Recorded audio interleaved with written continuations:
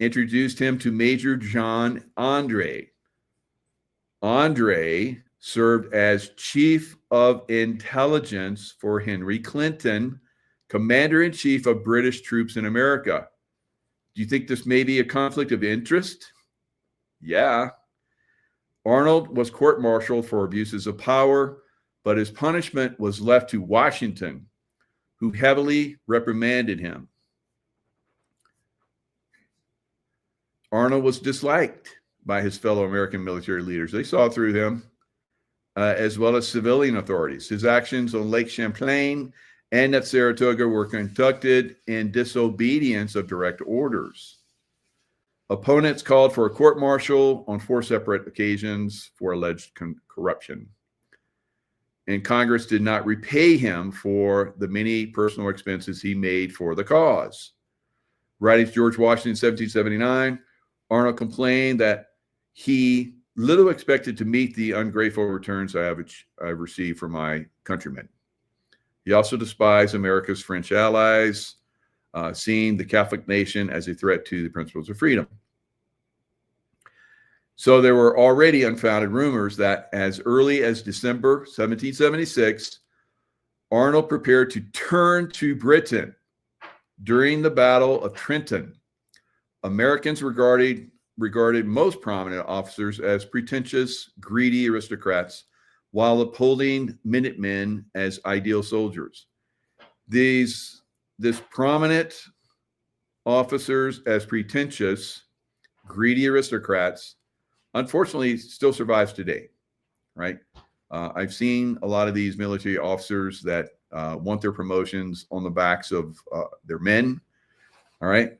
And I can vouch for great officers. I can name the good officers that are out there, right? There are many, but for the most part, unfortunately, we see officers that get promoted for political reasons. And then when they get out of military service, they usually go into General Dynamics or one of these other places where they get massive amounts of money. And that's a lot of times because they brought in some of those programs that weren't very good for American military men, but made those corporations a lot of money, right? I have seen this, guys, and I've talked about it for a long time. And this is part of what's going to be exposed, I think, in the coming years, right? Getting rid of some of these villainous American military men that we have within our service. Arnold secretly exchanged letters with Henry Clinton. Remember, Henry Clinton is a British officer, right? In the hopes of bringing an end to the conflict. Really? Do you think he was getting paid? Yes. Arnold was given command of West Point, a fort at that time. Now it's a military training institutions for officers. A fort he agreed to help the British capture for 20,000 pounds of sterling. I don't know what that kind of, it's probably millions of dollars at, today's money. Occupation of West Point would grant the British dominion over the Hudson River, isolating the northeastern colonies. Benedict clandestinely created vulnerabilities and met with Major Andre several times, feeding the agent vital intelligence. Washington wrote to Benedict that he planned to visit West Point, and Arnold implored Clinton to act quickly to capture the American commander, to capture Washington. Wow. So Arnold met with Major Andre in September 18, 1980. To whom he gave signed documents on West Point defenses. American militia captured the major 3 days later and discovered the papers. Thank God. Good job, American militia. We need to make more American militia, I believe, going forward.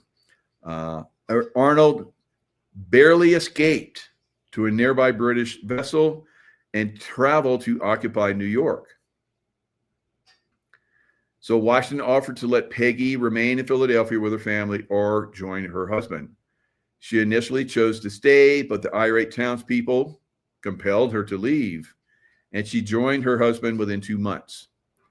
All right. So there was reactions to his betrayal. They would give crazy parades. They saw him as like a devil, right?